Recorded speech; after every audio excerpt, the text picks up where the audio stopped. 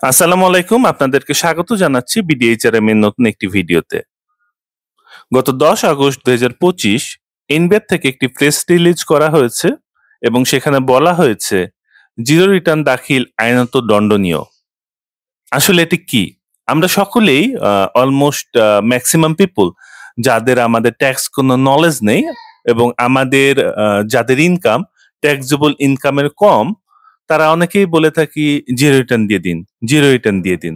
আসলে এই জিনিসটি কি এবং এই যে আমরা জিরো রিটার্ন দেই এর ফলে আমাদের কখন মানে আইনত সাজা হতে পারে সেটি নিয়ে আজকের ভিডিওতে আমরা আলোচনা করব।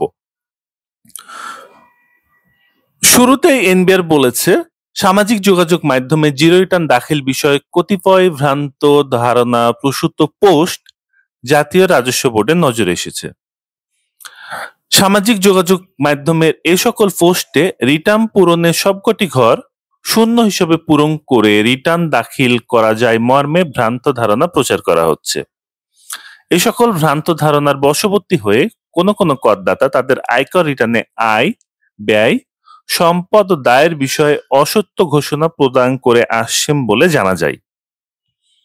আমরা যদি ইন জেনারেল বলি, আয়কর রিটার্নের যারা ইতিপূর্বে আয়কর রিটার্ন করেছেন তারা জানেন যে আয়কর রিটার্নের অনেকগুলো কলাম আছে, ইনকামের অনেকগুলো হেড আছে, ব্যয়ের অনেকগুলো হেড আছে, আপনার সম্পদের অনেকগুলো হেড আছে। এই হেডগুলোতে অনেকেই কি করছেন, জিরো দিয়ে, সবগুলো ফিল্ডে জিরো দিয়ে আয়কর রিটার্নটা সাবমিট করে দিচ্ছেন। আপনি যদি এটি করেন তাহলে আপনার আইনত সাজা হতে পারে। চলুন আমরা দেখি এনবিআর কি বলছে। সম্মানিত করদাতাগণের অবগতির জন্য জানানো যাচ্ছে যে আয়কর আইন 2023 অনুসারে জিরো রিটার্ন নামে কোনো প্রকার রিটার্ন দাখিলের বিধান নেই এবং তারা বলছে আয়কর আইন অনুসারে একজন করদাতাকে তার প্রকৃত আয়, ব্যয়, সম্পদ ও দায় অবশ্যই সঠিকভাবে আয়কর রিটার্নে প্রদর্শন করতে হবে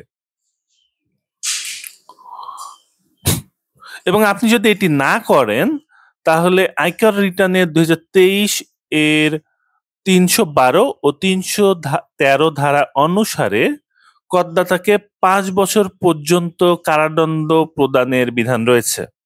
অর্থাৎ আপনি যদি এই কাজটি করেন আপনার 5 বছর পর্যন্ত জেল হতে পারে এবং আয়কর রিটার্নে আপনাকে আপনার আয়, ব্যয়, সম্পদ ও দায় সংক্রান্ত সঠিক ঘোষণা প্রদান করতে হবে।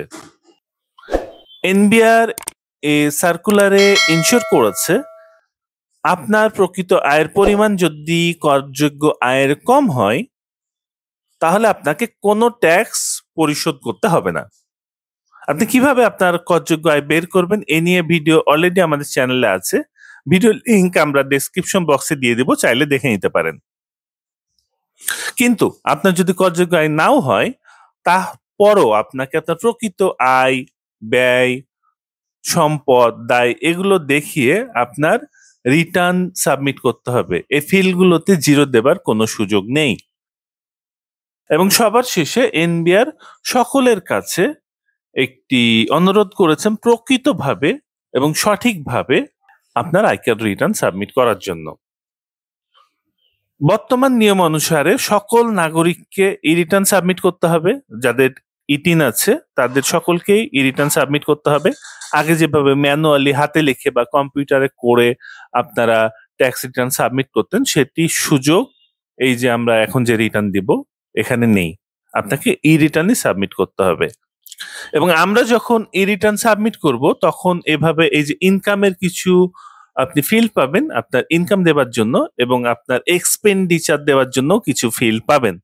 সো আমরা অনেকেই বলছি আমাদের যাদের ট্যাক্সেবল ইনকাম নেই তারা কি করছি, এই ইনকামের ঘর, basic salary, house rent, medical, convince এগুলো সবগুলোতে আমরা জিরো পাবলিশ করে দিচ্ছি।